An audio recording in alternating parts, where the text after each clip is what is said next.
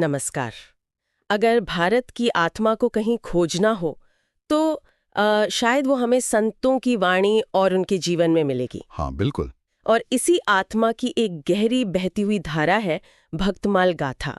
ये सिर्फ एक किताब नहीं बल्कि भक्ति और प्रेरणा का एक जीवंत संग्रह है। बिल्कुल सही कहा आपने। ये एक ऐसा आईना है जिसमें आप कह सकते हैं सदियों पहले के भारत की भक्तिमय तस्वीर दिखती है। नाभाजी द्वारा रची गई ये गाथा संतों की जीवन कथाओं और उनकी भक्ति की अनूठी झलकियां पेश करती है। ये सिर्फ कहानियों का संग्रह नहीं है, बल्कि उस भक्ति आंदोलन की धड़कन है जिसने पूरे समाज को छुआ। तो आज हम इसी भक्तमाल गाथा की दुनिया में उतरेंगे, एक तरह से गहराई से समझने की कोशिश करेंगे। जी। हमारे पास जो जानकारी है उसके आधार पर कोशिश करेंगे इसकी रचयिता नाभाजी को जानने की, इस ग्रंथ की बनावट को समझने की। हाँ। इसमें शामिल कुछ अनमोल रत्नों यानी संतों की बात करने की और ये समझने की कि आखिर ये गाथा हमें सिखाती क्या है। बिल्कुल। कुछ दोहे, उनके गहरे अर्थ और संतों के जीवन की वो चमक जो आज भी रास्ता दिखा सकती है, उन पर बात करेंगे। हमारा मकसद यही है कि इस महत्वपूर्ण ग्रंथ के अलग अलग पहलुओं को सामने लाया जाए। ये सिर्फ ऐतिहासिक दस्तावेज नहीं है, बल्कि एक प्रेरणा स्रोत है। सही। और हम उसकी गहराई और आज के समय में इसकी प्रासंगिकता को टटोलने की कोशिश करेंगे। बहुत बढ़िया। तो चलिए इस सफर की शुरुआत करते हैं इसके रचयिता नाभाजी से। कौन थे ये महात्मा जिन्होंने इतने सारे संतों को एक माला में पिरो दिया? नाभाजी, जिन्हें नाभादास भी कहा जाता है जी, वो 16वीं शताब्दी के एक अत्यंत महत्वपूर्ण संत कवि थे। जी, 16वीं शताब्दी। हाँ, और उनका जन्म माना जाता है वो जन्म से दृष्टिबाधित थे। अच्छा। और उनकी अंतर्दृष्टि कमाल की थी। ओके। वो वृंदावन की गौरवशाली भक्ति परंपरा से गहरे जुड़े थे। अच्छा। और गोस्वामी तुलसीदास के समकालीन माने जाते हैं। समकालीन थे तुलसीदास जी के? जी हाँ। कुछ परंपराएं उन्हें अग्रदास जी का शिष्य बताती हैं, जो स्वयं रामानंद संप्रदाय की धारा से थे। उनका जीवन भक्ति आंदोलन के उस सुनहरे दौर का हिस्सा था जब समाज के हर कोने से आप कह सकते हैं भक्ति की लहरें उठ रही थी। और उनका मकसद क्या था? भक्तमाल जैसा विशाल ग्रंथ लिखने के पीछे इतनी मेहनत, इतने सारे संतों का वर्णन, कुछ खास वजह रही होगी, है ना? निश्चित रूप से। नाभाजी का मुख्य उद्देश्य था उस समय के और उनसे पहले के संतों की पवित्र जीवनियों और उनकी अटूट भक्ति को दर्ज करना। अच्छा। ताकि आने वाली पीढ़ियां उनसे प्रेरणा ले सकें। वो दिखाना चाहते थे कि भक्ति का मार्ग किसी एक व्यक्ति, जाति या पंथ के लिए सीमित नहीं है, बल्कि ये सबके लिए खुला है। सबके लिए? हाँ। वो समाज को इन संतों के जीवन से सिखाना चाहते थे, चाहे वो राजा हो, रंक हो, ज्ञानी हो या साधारण गृहस्थ। इसी सिलसिले में उनकी एक बहुत मशहूर पंक्ति याद आती है, संतन कर गुण गाइए, दोष न गाइए काहि। क्या खूब पंक्ति याद दिलाई आपने। ये तो भक्तमाल की आत्मा है। हाँ। नाभाजी के दृष्टिकोण का निचोड़ है ये। इसका सीधा सा अर्थ है कि हमें संतों के गुणों पर ध्यान देना चाहिए, उनका यशोगान करना चाहिए जी, और उनके संभावित दोषों या कमियों को नजरअंदाज करना चाहिए या उन पर चर्चा नहीं करनी चाहिए। ये दृष्टिकोण क्यों महत्वपूर्ण है इतना? ये इसलिए महत्वपूर्ण है क्योंकि ये सकारात्मकता और श्रद्धा पर आधारित है। नाभाजी का मानना था कि किसी के दोष देखने से मन मैला होता है, श्रद्धा कम होती है। सही बात है। और भक्ति के मार्ग में रुकावट आती है। उनका लक्ष्य चरित्र निर्माण और प्रेरणा देना था, आलोचना करना नहीं। वो जानते थे कि गुणों का चिंतन ही व्यक्ति को ऊपर उठाता है। सच में ये सिर्फ लिखने की बात नहीं बल्कि जीवन जीने का एक तरीका भी सिखाता है। अच्छा, ये भक्तमाल कितना बड़ा है? अंदाजन कितने संतों की महिमा इसमें गाई गई है? ये वाकई एक महासागर जैसा है। इसमें मूल रूप से 200 से अधिक संतों और भक्तों का संक्षिप्त परिचय और उनकी महिमा का वर्णन मिलता है। 200 से ज्यादा? हाँ, 200 से भी अधिक। जरा सोचिए, उस जमाने में बिना आज की संचार सुविधाओं के। हाँ, वही तो। देश के अलग अलग कोनों से इतने सारे संतों के बारे में जानकारी इकट्ठा करना और उन्हें काव्य रूप देना कितना बड़ा और श्रमसाध्य काम रहा होगा। बिल्कुल। ये नाभाजी की लगन और भक्ति का प्रमाण है। अविश्वसनीय। अब थोड़ा इसकी बनावट पर आते हैं। ये किस भाषा में रचा गया है? भक्तमाल की मूल भाषा अवधी है, हालांकि इसमें ब्रज भाषा के शब्द भी मिलते हैं। अच्छा, मिक्स है। हाँ, कुछ वैसा। ये उस दौर की बात है जब अवधी और ब्रज भाषा उत्तर भारत में साहित्य और भक्ति की प्रमुख भाषाएं थीं। तुलसीदास जी ने रामचरितमानस अवधी में रचा, हाँ, तो सूरदास जी ने ब्रजभाषा में पद लिखे। नाभाजी ने भी जनमानस के करीब रहने वाली भाषा को चुना। और इसका स्वरूप क्या है? मतलब गद्य है या कविता? और ये दोहे वाली बात क्या है? नहीं, ये पूरी तरह पद्य में है, काव्य रूप में। और इसकी सबसे खास बात यह है कि ये छप्पय छंद में लिखा गया है। छप्पय छंद? हाँ, हालांकि बोलचाल में लोग इसे दोहों का संग्रह भी कह देते हैं। छप्पय 6 पंक्तियों का छंद होता है। 6 पंक्तियों का? जी, जिसमें पहले 4 चरण रोला के और अंतिम 2 चरण उल्लाला के होते हैं। हर छप्पय एक संत को समर्पित है, जिसमें उनके जीवन, भक्ति, स्वभाव या किसी चमत्कार का सार प्रस्तुत किया गया है। अच्छा। इसमें 214 छप्पय और कुल मिलाकर लगभग 800 से 900 पंक्तियां हैं मूल भक्तमाल में।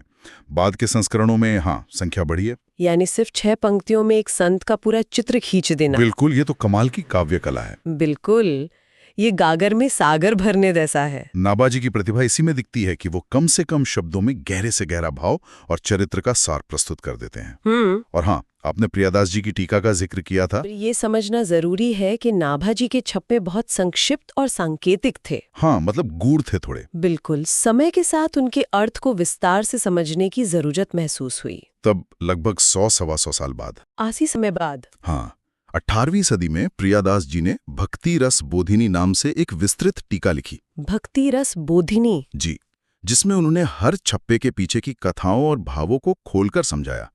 आज हम भक्तमाल को ज्यादातर प्रियादास जी की टीका के साथ ही पढ़ते और समझते हैं। अच्छा। इस टीका ने भक्तमाल को और भी ज्यादा लोकप्रिय और कह सकते हैं सुलभ बना दिया। ये तो बहुत महत्वपूर्ण जानकारी है, यानी मूल संक्षिप्त सूत्र और फिर उसकी विस्तृत व्याख्या। अब आते हैं उस हिस्से पर जिसका सबको इंतजार रहता है। इसमें किन महान संतों की गाथाएं हैं? जैसा कहा, सूची बहुत लंबी है। इसमें उत्तर से दक्षिण, पूरब से पश्चिम हर क्षेत्र के संत शामिल हैं। वाह! प्राचीन भक्तों जैसे प्रहलाद, ध्रुव से लेकर मध्यकाल के जयदेव, नामदेव, त्रिलोचन, कबीर, रैदास, मीराबाई, नरसिंह मेहता, सूरदास, तुलसीदास। कितने सारे नाम! धन्ना जाट, सेन नाई, पीपाजी, साधना जी कसाई और अनेकों अनेकों संत। इसमें सिर्फ पुरुष संत ही नहीं, महिला भक्तों का भी जिक्र है। अच्छा, महिला भक्त भी हैं? जी हाँ, ये भारत की आध्यात्मिक विविधता का अद्भुत दस्तावेज है। चलिए कुछ प्रमुख उदाहरणों पर बात करते हैं, जैसा हमारे स्रोतों में है। श्री रामानुचार्य से शुरू करें। श्री रामानुजाचार्य जी दक्षिण भारत के महान आचार्य, जिन्होंने विशिष्टाद्वैत दर्शन दिया और भक्ति को, खासकर शरणागति यानी ईश्वर की शरण लेने के सिद्धांत को बहुत महत्व दिया। शरणागति? उन्होंने ज्ञान मार्ग के साथ साथ भक्ति मार्ग को प्रतिष्ठित किया और इसे आम लोगों के लिए सुलभ बनाया। नाभाजी उनके शरणागति के सिद्धांत और उनकी दयालुता पर जोर देते हैं। उनके लिए नाभाजी ने जो छप्पय लिखा, उसका एक अंश इस प्रकार है। आचार्य जस आपनो रामानुज प्रगटायो, और उसमें उनकी महिमा का गान है। और एक पद जो उनकी भावना को दर्शाता है वो है, रामानुज दयालु महा करुणा सिंधु अपार, शरणागत हित करे देत मुक्ति हु द्वार। बिल्कुल, ये पंक्तियां रामानुजाचार्य जी के सार को पकड़ती हैं कि वे अत्यंत दयालु हैं, करुणा के सागर हैं। जी, और जो भी उनकी शरण में आता है उसका हित करते हैं और उससे मुक्ति का मार्ग दिखाते हैं। उनका जोर इस बात पर था कि ईश्वर की कृपा और शरण से ही मोक्ष संभव है, और ये मार्ग सबके लिए खुला है, चाहे उसकी जाति या ज्ञान का स्तर कुछ भी हो।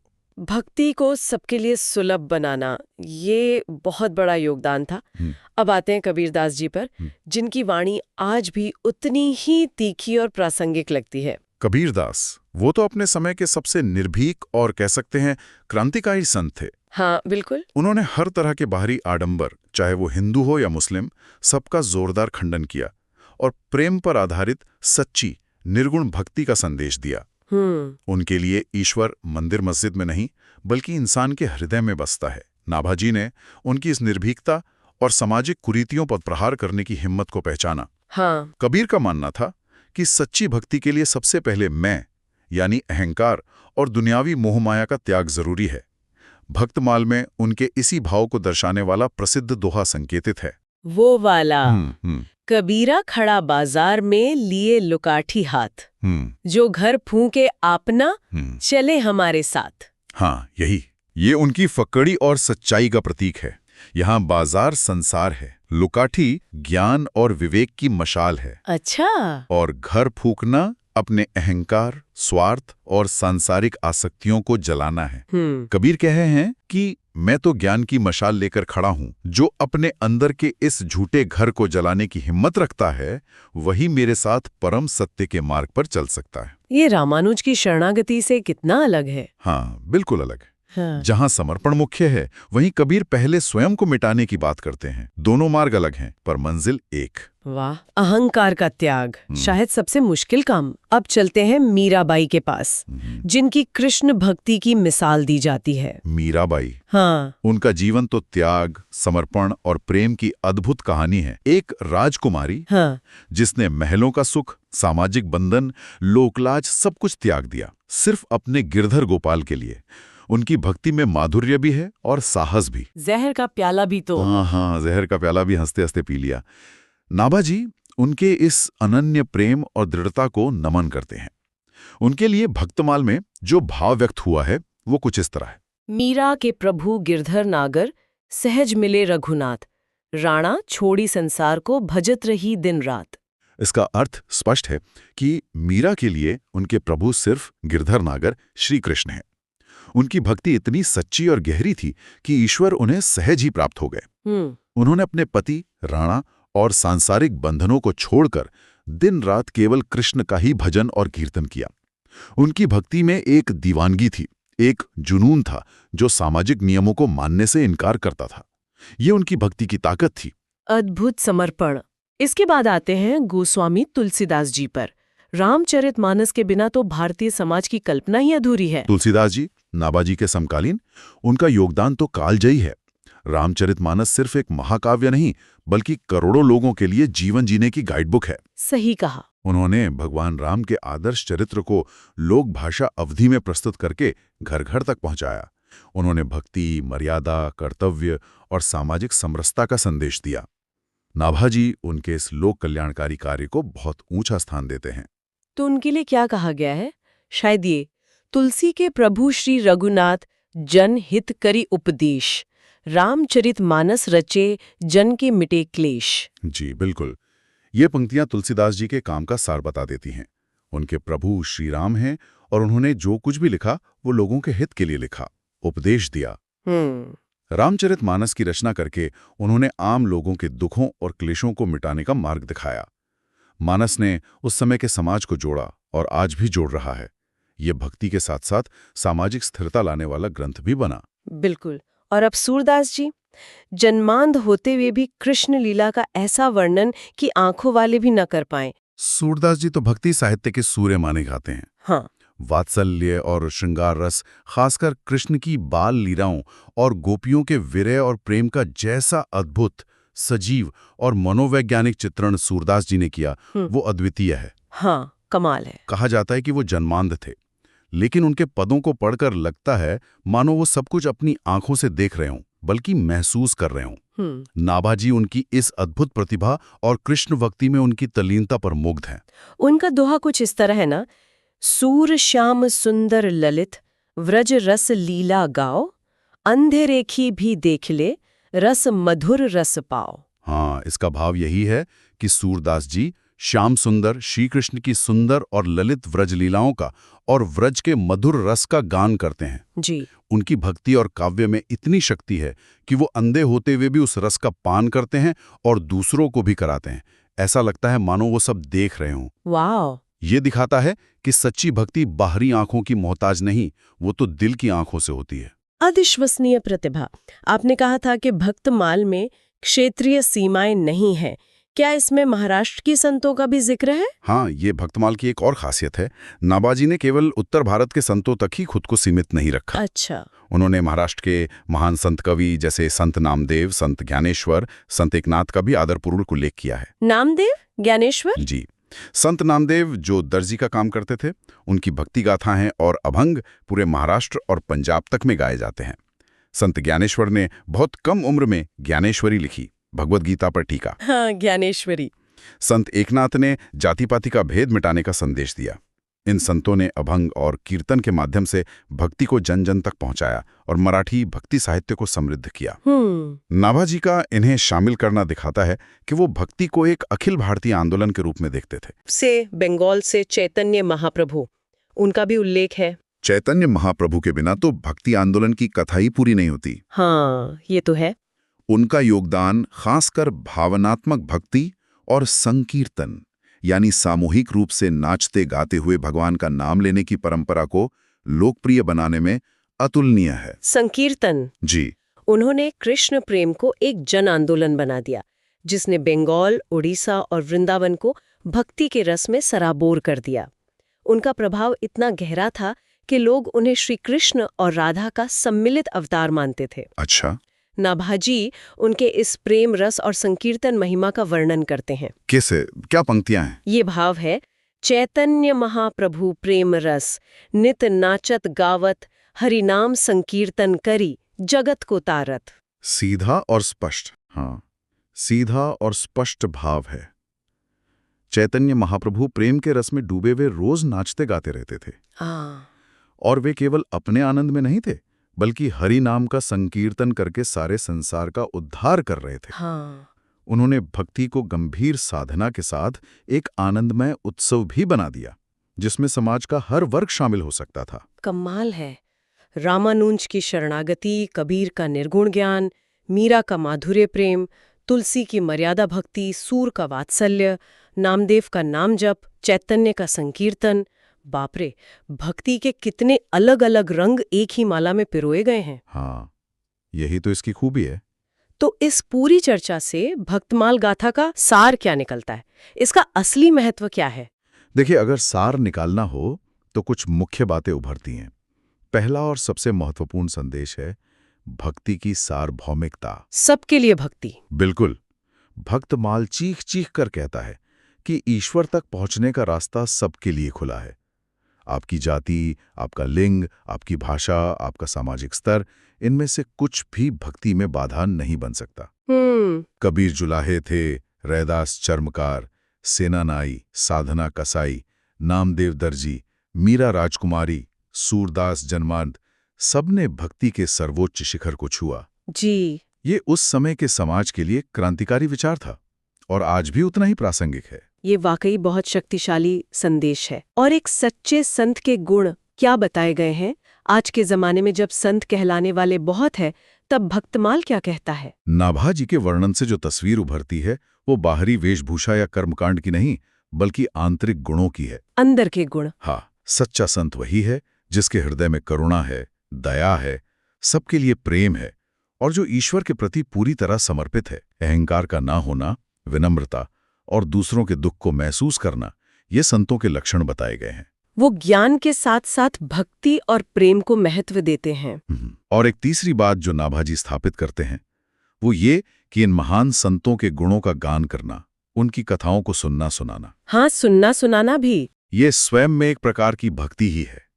संतन कर गुण गाइए सिर्फ एक उपदेश नहीं, बल्कि एक साधना पद्धति भी है। अच्छा। इससे हमारा मन पवित्र होता है, हमें प्रेरणा मिलती है और हम भी उस मार्ग पर चलने के लिए उत्साहित होते हैं।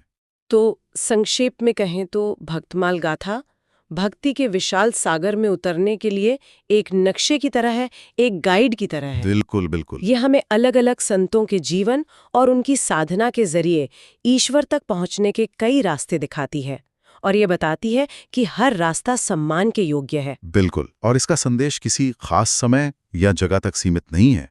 प्रेम, करुणा, सेवा, समर्पण, अहंकार का त्याग, ये वो शाश्वत मानवीय मूल्य हैं जिनकी जरूरत हमेशा रहेगी। भक्तमाल हमें इन्हीं मूल्यों की याद दिलाता है। सही। ये किसी सीमा या वर्ग में बंधा हुआ ज्ञान नहीं है। बहुत ही अद्भुत और गहरी चर्चा रही। इसने भक्तमाल को सिर्फ एक पुरानी किताब की तरह नहीं, बल्कि एक जीवंत परंपरा की तरह देखने का नजरिया दिया। जी। चलिए, अब सुनने वालों के लिए एक विचार छोड़ते हैं जिस पर वो मनन कर सकें। जरूर। हमने देखा कि सदियों पहले इन संतों ने जीवन की जटिलताओं के बीच सरलता, प्रेम, सेवा और आंतरिक शांति का मार्ग खोजा। हाँ। उन्होंने बाहरी आडंबरों को छोड़कर मन की शुद्धि और ईश्वर से सीधे जुड़ाव पर जोर दिया। अब सवाल ये उठता है कि आज की इस तेज रफ्तार, तकनीकी रूप से उन्नत, लेकिन अक्सर तनाव और बिखराव से भरी जिंदगी में इन संतों की शिक्षाएं और उनके जीवन जीने का तरीका हमें कैसे राह दिखा सकता है? क्या उनकी सादगी, उनका समर्पण, उनका अहंकार मुक्त जीवन आज हमारे लिए कोई मायने रखता है? इस पर सोचिएगा जरूर।